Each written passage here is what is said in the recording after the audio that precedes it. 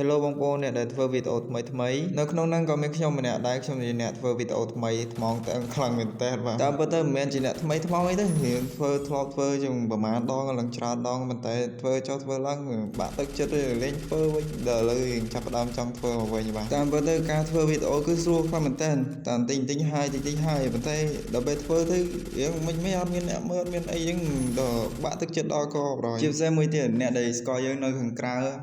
កាលពេលគេជួបយើងគេតែងតែនិយាយទៅអូនេះធ្វើវីដេអូអូធ្វើឈួតហ្នឹងអូដល់យូរទៅតាំង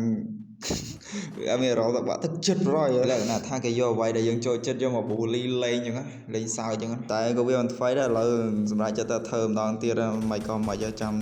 គិតតាមហ្នឹងទៀតទៅព្រោះអីឥឡូវវាច្រើនដងពេកឡើងប្រហែលដងរំភ្លេចហ្នឹងរងខ្ញុំតាំងពីធ្វើមើលតាំងពី2023ដល់ពេលយូរទៅធ្វើឈប់វានេះពេកឥឡូវឆ្នាំ2026ខ្ញុំចាប់ផ្ដើមធ្វើម្ដងទៀតដឹងមិនអាម៉ាចាំមើលទៅមុខទៀតសិនប៉ុន្តែក៏វាមិនថ្មីដែរអាមិនក៏មិនទៅអាម៉ាក៏អាម៉ាទៅអត់ទៅមុខរួចចាំមើលសិនដល់មើលតភ្នែកសិនមិនដឹង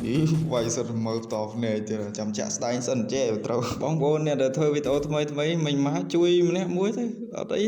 ជួយម្នាក់មួយវាខាត់ប្រហែលណាមួយសិនសើគ្នាអញទៅជួយមួយទៅវាមិនអីទេប៉ុណ្ណឹង